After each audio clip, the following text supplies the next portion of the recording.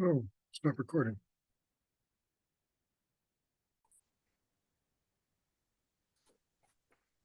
All right, are we ready? Yes, and Isaiah and Evan, watch closely. I have got to jump back into my session and see you when I get back from Denver. All right, have fun, safe travels. Thank you. Making Okay. Evan host. Good evening, everyone.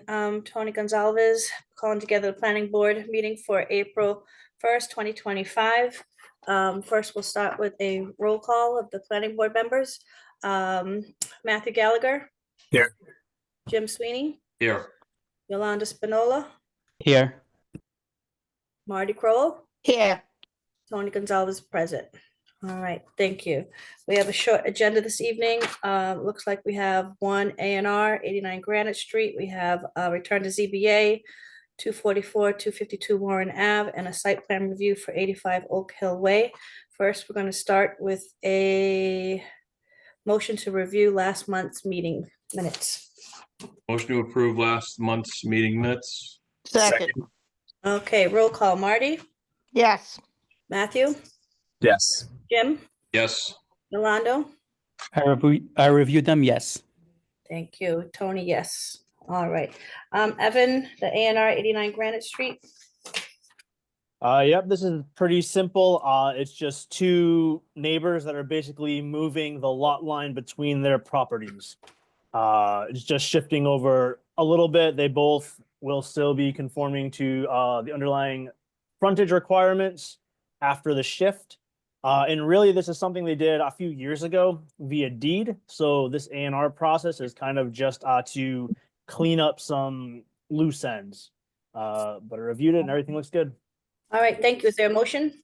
I make a motion. Okay, second.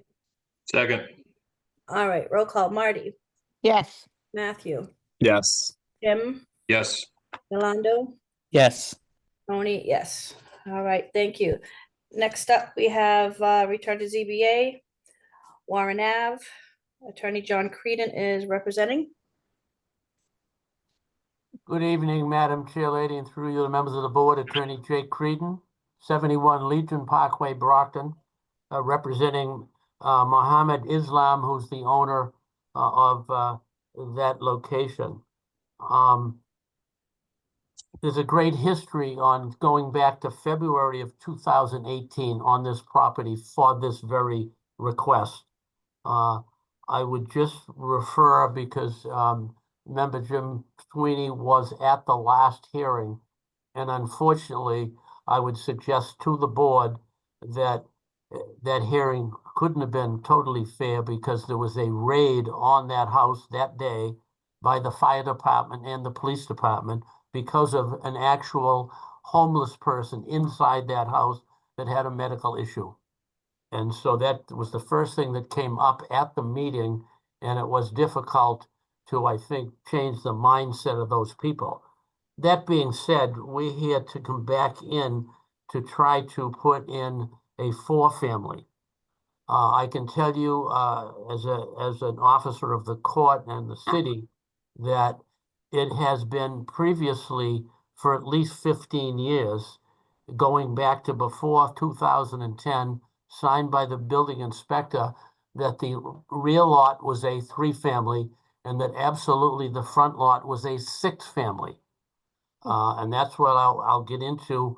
In 2018, the illegal use situation was again signed off by the building inspector, and it said rear lot 3 units, front lot 6 units. In other words, a total of 9 units. We are now down to requesting 4 units, and you don't have to do the percentage math very well to know that that percentage is 40% or more reduction. And I think that is certainly specific, and it certainly is material to what we want to do there.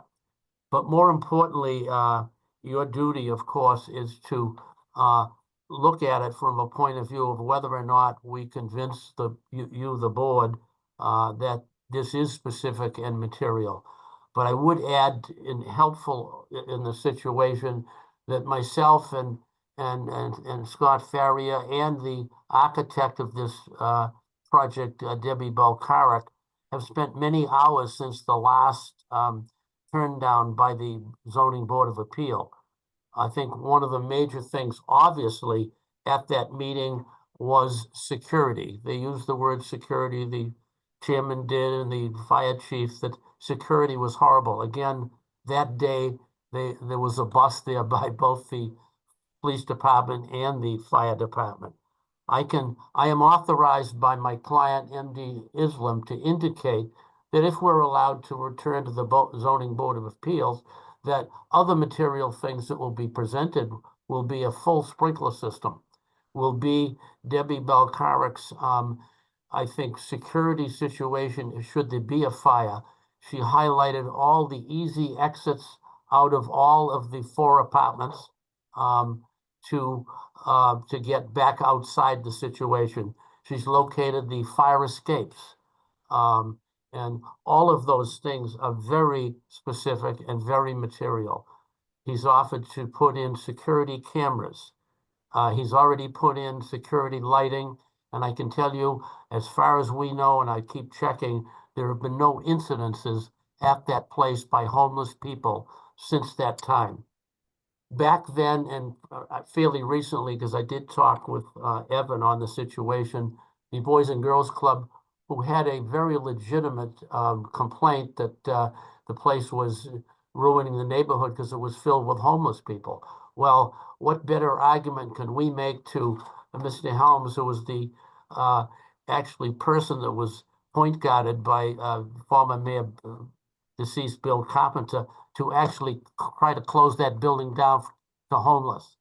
So for those many reasons, I think the Boys and Girls Club should be thrilled if we go back and secure that building, totally secure it, put in all the things, including the fire safety situations, the parking situation, which Scott will address in a minute. And we really think, and I think that this would turn around the unfavorable decision that the board made on that evening. That was a very tragic evening. We were almost speechless when we realized what had happened that day, that very day. And the building structure itself on different situations was built in 1900. So that wasn't going to change, but we have, Debbie Belkarak and Scott and myself have rearranged all of the apartments to make them larger, to make them more modern. My owner wants to put in new toilets, new sinks, and all of that upgrading if we get back to the Zoning Board of Appeals. So I think, again, you don't want a vacant building. It is a fire hazard. It is a homeless situation, and I would hope the board considers letting us go back to the Zoning Board. Thank you, Madam Fairley. Thank you, Attorney Creedon. If I just may, just before we jump to Scott, ask Jim a few questions. What's your recollection of this meeting and the issue with this building? Because I'm confused. So, Madam Chair, the major concerns, and again, he's stated, some of the major ones. It's proximity to a childcare facility, the Boys and Girls Club. They were complaining about trash, about people coming and going. The building itself, when they talk about security, it was the building being unsecured and open, and I believe it was the building inspector that came out and said when he walked over there, the door was completely open. They walked right in. So they had, questions about this owner keeping the property secure as is. Okay. As far as the meeting went, that's their general consensus. They didn't have enough general surety from this owner that if granted even more space, that it wouldn't be just more of a mess. So that's where I'm still left a little confused, because it's my understanding they want to turn this into a brand new 4-family home, so it's not open to the homeless and it's a safe environment next to the children's facility. Okay, Scott, what do you have in regards to the parking? Madam Chair, board members, I mean, it's pretty simple. It is a tight lot. We've got some parking alongside the building and parking in the back. We had 7 spaces previously. We still have the 7.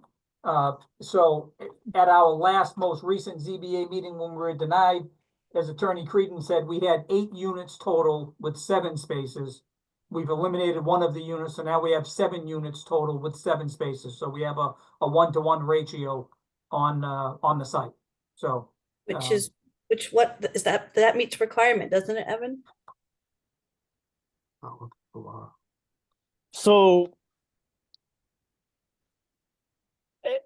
when we review these, we take the the decision by the zoning board.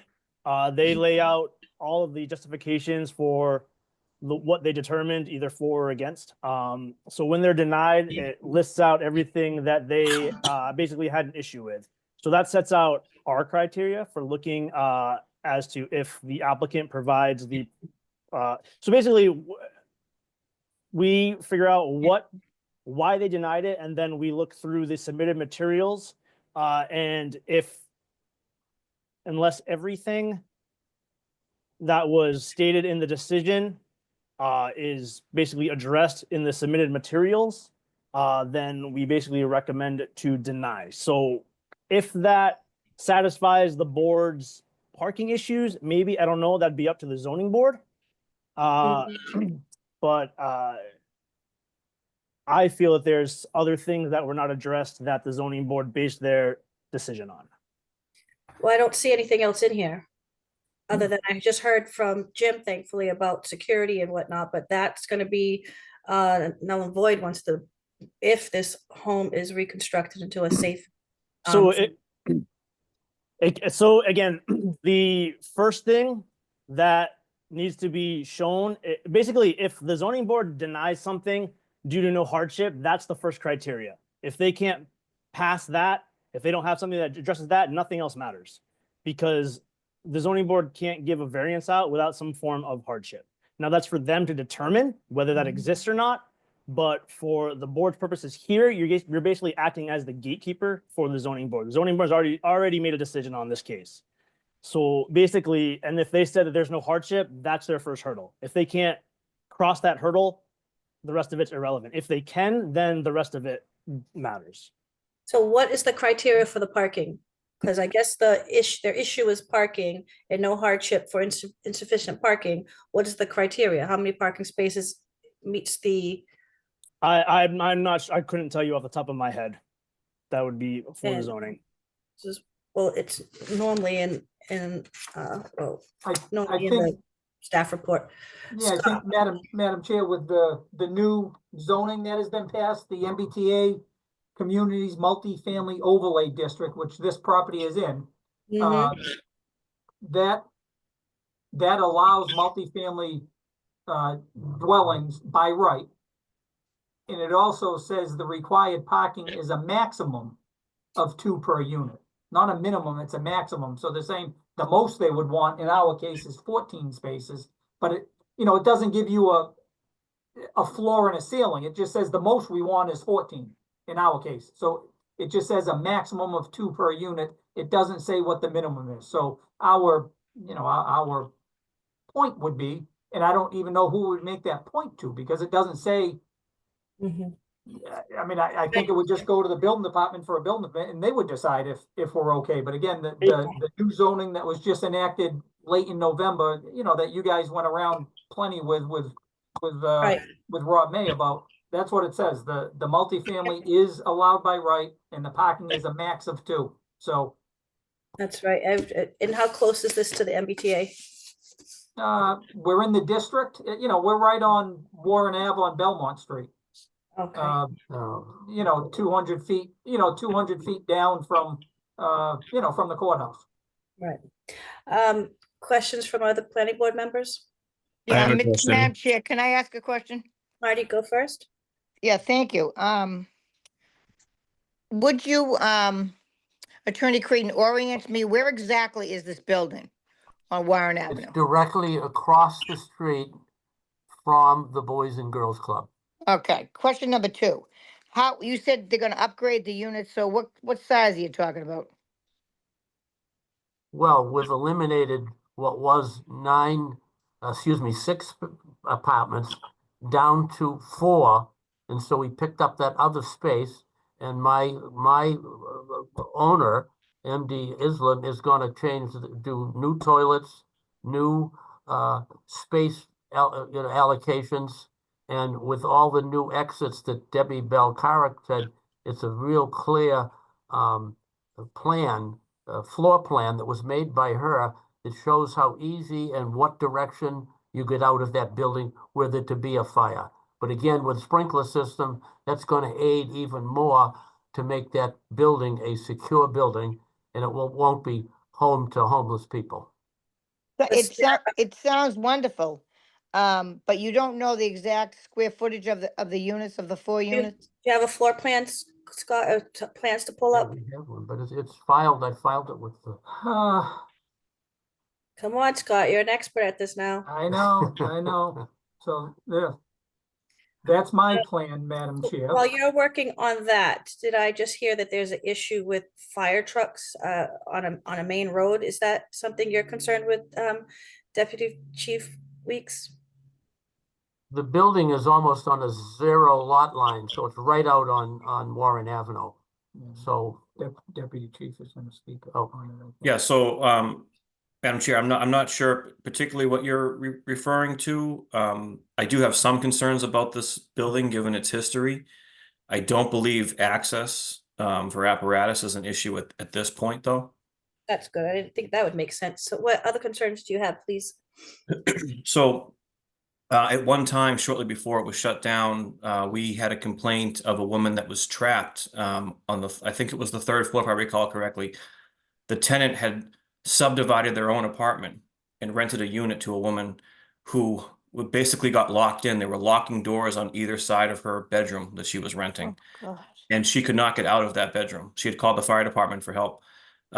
She would dispose of her personal waste into a bucket within the room, and then when allowed entry to the other part of the apartment, she would pass through and use their restroom. There were multiple other life safety and fire safety hazards throughout the building. That being said, if, as Attorney Creedon has spoken, if all these issues are resolved and the building is brought up to current MGL Chapter 148, 527 CMR, NFPA 13, if everything is brought current and all the code requirements are satisfied, I'd be very much in support of this project. But if it's a,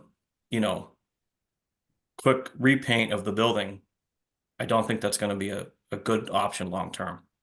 Yeah, I don't think, that doesn't sound like the plan. It's to reconstruct this house, this building into four-family unit. It would have to go through inspections through the fire department, the electric department, the whole city hall would have to be passing inspections. Scott, were you able to pull up a plan, or you don't have one? I have them in front of me, but I don't have them as a PDF to show you, Madam Chair. I can tell you, Or I can return to tell you what the ZBA. square footages would be. Sure, would that help, Marty? Yeah, it would help. All right, so apartment number 1 is on the 1st floor. That is 500 square feet with 1 bedroom.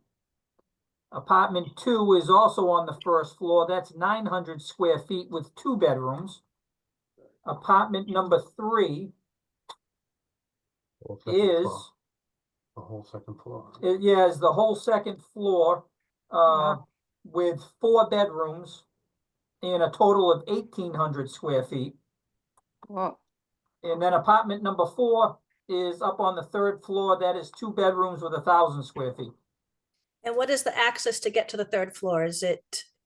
Can you describe that to us? Yeah, it's a shared hallway in 2 locations. A shared hallway kind of right in the middle of the structure from between units 1 and 2 on the 1st floor. Goes all the way up the middle of the building, all the way to the 2nd story and the 3rd floor. So it accesses all 4 units. And then they also have a separate stairway out the back of the building. Okay, So there's 2 enclosed stairways that go from the ground floor all the way to the 3rd floor. And how many bathrooms in each unit? One bathroom in apartments 1 and 2. Make me earn my money, Madam Chair. Apartment number 3 is 2 bathrooms in apartment number 3. That's the biggest one. And then apartment number 4 is also 2 bathrooms. Whoa, okay. Yeah. Right, thank you. Who had a question, Jim? Or I was did, that- Madam Chair. Okay, Matthew, go ahead. So there will be 9 total apartments. Is that what I'm hearing? Is that correct? Nope, Four. it would be 7, 4 in the front building and 3 in the back building. Okay, and how many parking Previously- spots? I'm sorry, there's 8 spaces, so 7 units total, 8 spaces total. Okay. And now when you get up to the 3rd floor, how many forms of egress do you have? You have the 2. shared common area. Yep, so there's a stairway right in this location, roughly the middle of the building that goes from the ground all the way up to the 3rd floor. With access to the 1st floor units, the 2nd floor unit, and the 3rd floor unit, and then the same thing at the rear of the building. A common Okay. stairway with access to all 3 floors. And would there be any form of fire escape for the people on the 3rd and 2nd floor? To be honest with you, with those enclosed stairways, I don't think there's a need for a fire escape. That gives us our 2 means of egress, so, Right. yeah, I think the new zoning regs in Brockton, we don't, especially on 3rd, I think it's 2nd and 3rd floor units, we're not allowed to have fire escapes anymore. Open stairways, they have to be enclosed, which they are in this case. Okay, those are all the questions that I had. I mean, I would like nothing more than to see these rundown buildings renovated into nice living spaces for people. Agreed. Madam Chair, if I could. Sure. So, can you I know you just asked this, but you said you had how many units and how many spots? It's 7 and 7. 7 7 and units, 7 7, okay. spaces. Yeah, historically, there's been 9 units. Our previous proposal for the ZBA was 8 units. Now we're down to 7. Do you foresee the reconstruction of that street being two-way an issue now? Now that that's probably the tightest part of the reconstruction of two-way. Yep, Right there in front of the Boys and Girls Club where we already have people parking where it's clearly marked no parking on agreed. that side and you have to go around them. Now you're bottlenecking that with more housing. Do you foresee an issue? To be honest with you, Mr. Sweeney, the clientele that you would be going after with this type of construction, as a lot of the folks right immediately downtown, especially in these smaller apartment buildings, they don't have any vehicles. Don't have a car. Yeah, so I don't think it would be a problem. We wouldn't foresee, the 7 spaces on the site even being used by the residents, to be honest with you. It might be at the cusp of that half mile of the train station, don't you think? I've got the Probably more map. towards the half mile. Yeah, it's definitely within the half mile, looking at the Which I would planning imagine department's, you'd probably need a car. I mean, a half mile is kind of a significant way to walk just to get the train. I think it's. So to I would be honest, imagine they would it's- have more cars. So I'd imagine we would be adding more cars. Well, it's, If it was, some of these, the ones that are approved now, we're waiting on. They're Yeah. steps away. This one's a few blocks away from a. Yeah, no, I agree. Yeah, I would It's, agree with that. it is within it's within your zoning district, though. It is, Hmm. within the MBTA. the downtown district, and it's, I'd say well within the half mile radius that you also show on the maps. Okay. Well, So- I just wanted to, for the sake of the board, just, the street is going to be two-way Yeah. and to hear what your response would be. Thank you, Madam Chair. All right, thank you. Yolando? Yeah, my question was if any core structural elements are going to be changed. So like the roof, any load bearing walls. So I'm hearing like there will be changes, but is there any like core function of the core structure of the building changing, the Yeah. foundation being piece of it too? No, I don't believe in, I'm sure at some point the building department would want a structural analysis, but no, no major framing members or structural members. It's really a remodel of each of the 3 floors. I know they'll all have brand new doors that are, modern and up to code, so that people can't break in there. It may well be allowed only by key, digital key to get in. So it's mainly a security situation, and my client has been the unfortunate recipient of all that damage, which has cost him hundreds of thousands of dollars already. Is he a new owner of this property? He's not a new owner. He's been co-partnered with previous owners, Okay. and they took, I believe, a significant mortgage out on that property and have been maintaining that through all this period of no rental income. Is it owner occupied or is it gonna be? It won't be owner occupied, no. Okay. My last question is just in regards to the hardship piece. Is there any substantial hardship changes? Well, I think that's a zoning board decision, but it's clearly a structural because it was built in 1900. The parking thing, they were non-conforming apartments, the 6 and the 3, the 9. So that would maintain, in my legal opinion, because the original shutdown was as a result of a Board of Health problem. And one of the recollections I have was that they didn't maintain the hot water to be, 72 degrees or something. So all that is going to be remedied if we get back to the Zoning Board of Appeal. He's already spent so much money that he knows he has to do whatever the code says. Thank you. All right, You're thank you. Is there any hands up for the public? Madam Chair, there is not. All right, is there a motion?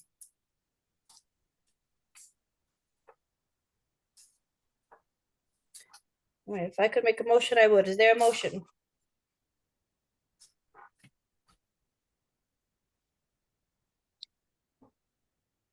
I make For the a sake mo- of yeah, go ahead. Yeah, go ahead. I make a motion. Yeah, I make a motion for it to move forward with. And I Second. second that. All right, roll call. Jim, No, Yolando, No. Marty, Yes. Matthew, No.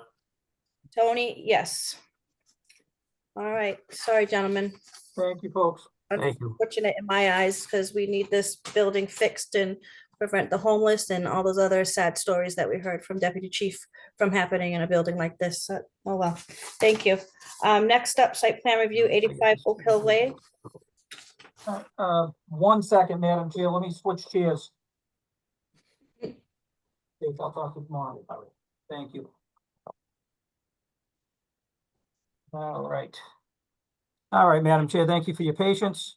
Scott Farrier, Holmgren Engineering, representing Tropical Blue Seas LLC, and Tropical Blue Seas is the name of the Vicente supermarket. So what we have for you, and I'm gonna attempt to share my screen again, if I may, Madam Chair. No, of course I get rid of it. Oh, boy. I hope this is gonna work.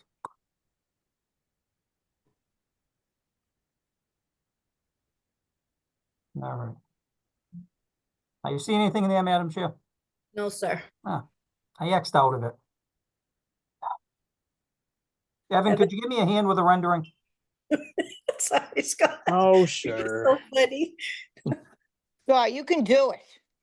You can do it. I appreciate the confidence, and I did show at the last meeting that I'm capable, just, not Yes, you always did. capable. Every Yes, now and you then I did. get it. Can This you is guys all Vicente- see it now? Yes, so Yep. Tropical Blue Seas is Vicente's Market. Yes, Okay. so this is Vicente's existing warehouse on Oak Hill Way, right at the corner of Oak Hill and Industrial Boulevard. Industrial Boulevard, within the last year or so, was extended out to Oak Hill Way as part of the big warehouse building that you folks saw recently. So it's essentially a corner lot now. And they're looking to put on about a 35,000 square foot warehouse addition. The Vicentes supermarkets have really expanded over the last few years. In addition to the two markets they have in Brockton, they've recently acquired a market in Boston and also one in New Bedford. So they're doing quite well with their market share, and because of that, they just need more storage space. So we're really enclosing the existing building with this 35,000 square foot addition, mostly warehouse space. And the biggest part of the addition was really the addition of 4 loading docks that the trucks would come in off of Industrial Boulevard back into the loading docks to either drop off or pick up supplies to then go to their supermarkets around the area. As an existing site, there is existing drainage on the site, but with part of our proposal, we have 100% of the drainage on site being handled through our subsurface infiltration system and our detention basin at the corner of the property. It's recently been submitted to the Stormwater Authority and is under review by the Stormwater Authority's consulting engineer. We're 100% confident that we've got a good design here and we won't have any issues going through that approval process, Madam Chair. So we're confident in bringing this to you as we wait for the Stormwater Authority ruling on the drainage. We have 23 parking spaces on site. Zoning requires 13. We have the 23. The other improvement we're making is just some green space around the area. Right now, there's kind of some scrubby growth around the site, and we'll more clearly define the edges of pavement and the landscaping. And we have some plantings shown on this plan as we reviewed with the planning department and at tech review. So that is what I have, Madam Chair. Thank you. Looks clean to me. I have no questions. Planning board members? All right, seeing none, open for public. There is nobody waiting to speak, Madam Chair. All right, is there a motion? Motion to approve. Second. All right, roll call. Jim? Yes. Rondo? Yes. Marty? Yes. Matthew? Yes. Tony? Yes. All right. Thank you, Scott. Thank you, folks. I'm sorry to let you all down. I'm going to try to do better next time. Okay. We Have a appreciate good you night. talking Thank you, to us. folks. All right. Thank you, Evan. Is there a motion to adjourn? Motion to adjourn. Second. Second. All right, roll call. Jim? Yes. Rondo? Yes. Matthew? Yes. Marty? Yes. Tony? Yes. All right, good night all. Everybody. Thanks all. Good night. Bye. Have a good night.